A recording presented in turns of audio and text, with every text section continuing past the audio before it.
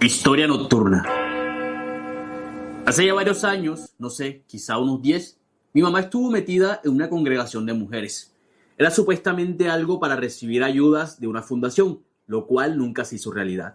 Siempre le pedían papeles, que mandara tal cosa, que la otra, hasta la ponían a repartir volantes en la calle sin pagarle, pasando sol y hambre con la promesa de que a las más comprometidas les salía el trámite de primero.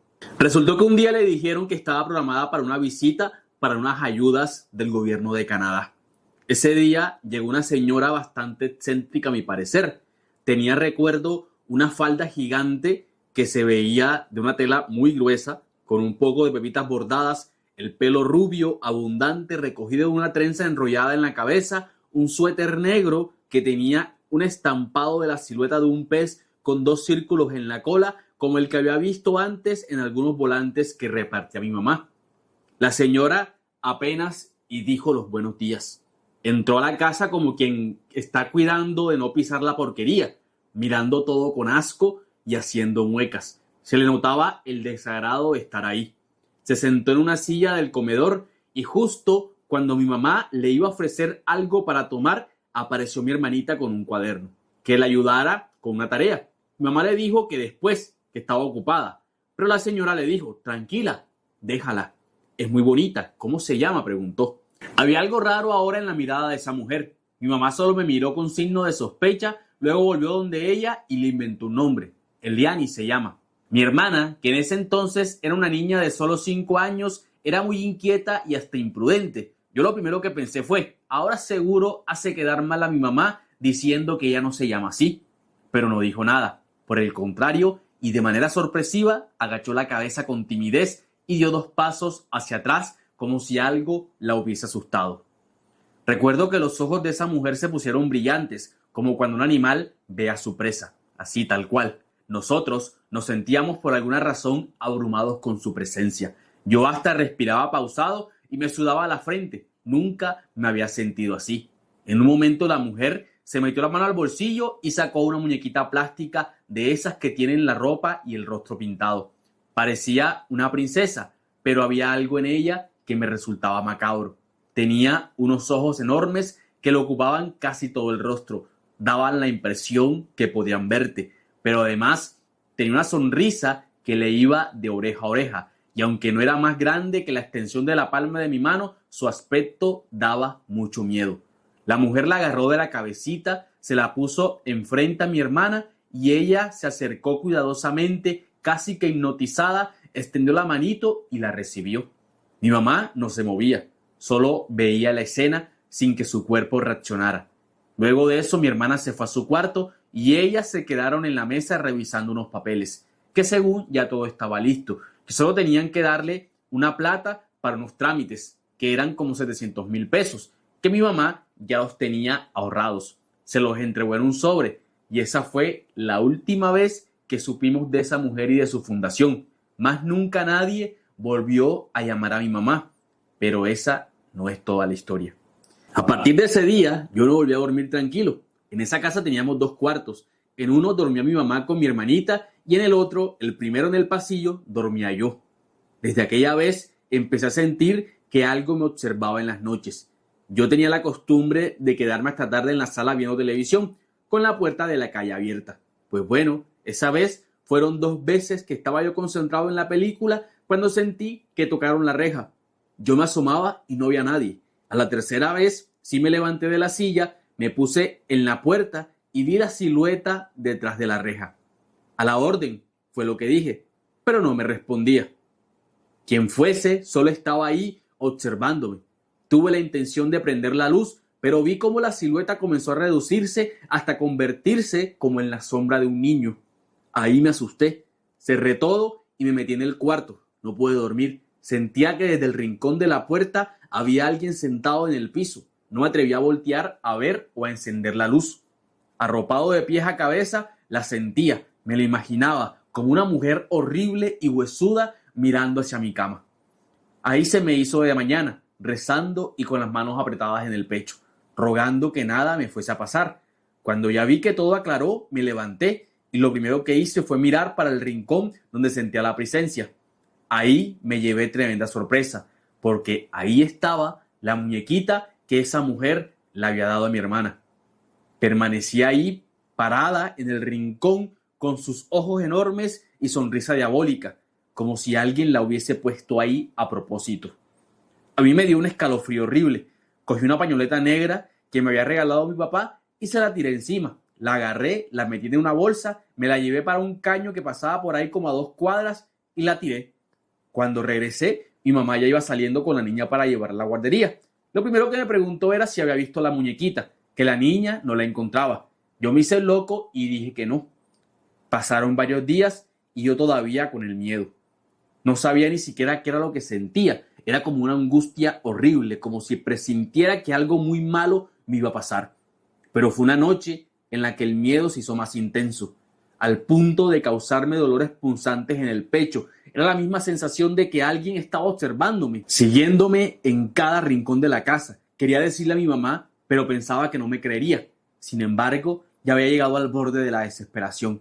Me daba miedo hasta mirar el reflejo del espejo, porque de la nada aparecían sombras difusas en la pared que se iban acrecentando conforme más me quedaba observándolas.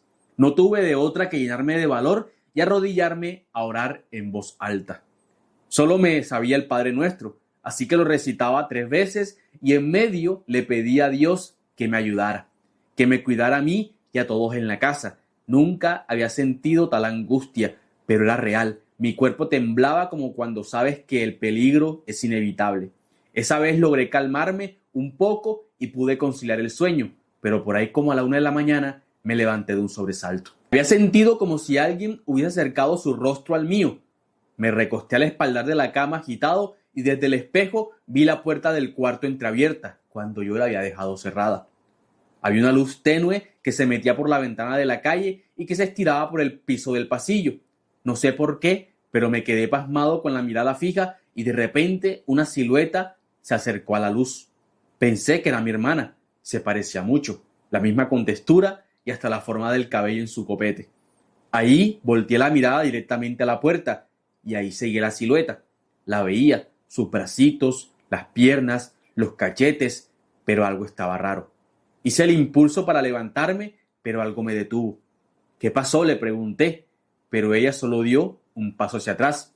Yo me la quedé viendo fijamente y justo ahí mi hermana empezó a llorar en el cuarto de al lado.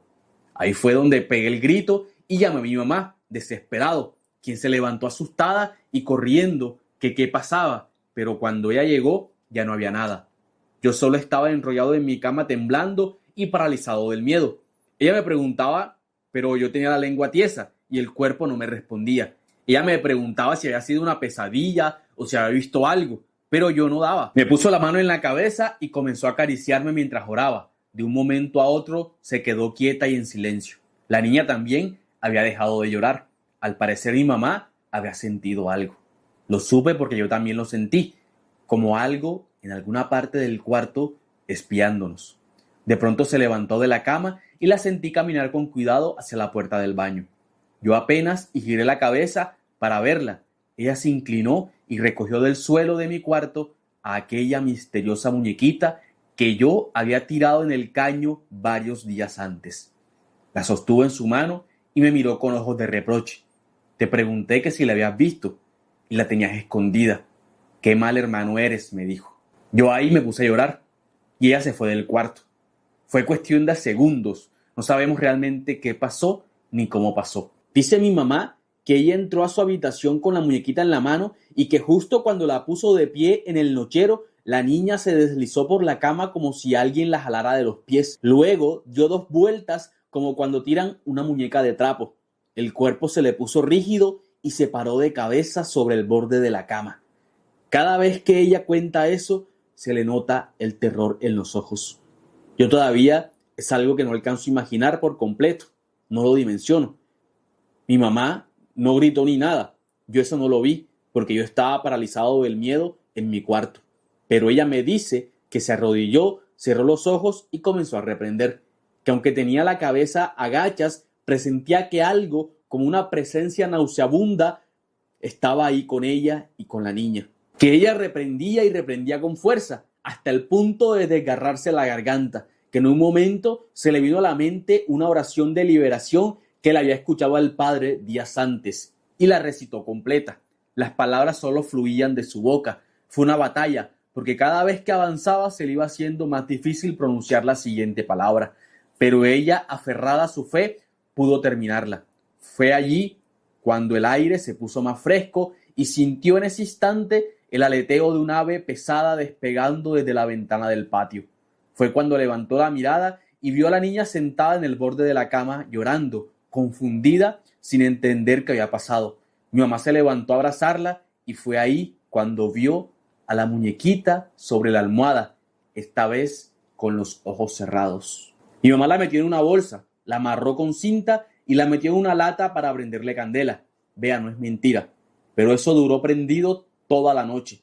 Se quemó la bolsa, la cinta, la lata se puso negra y la muñequita estaba intacta.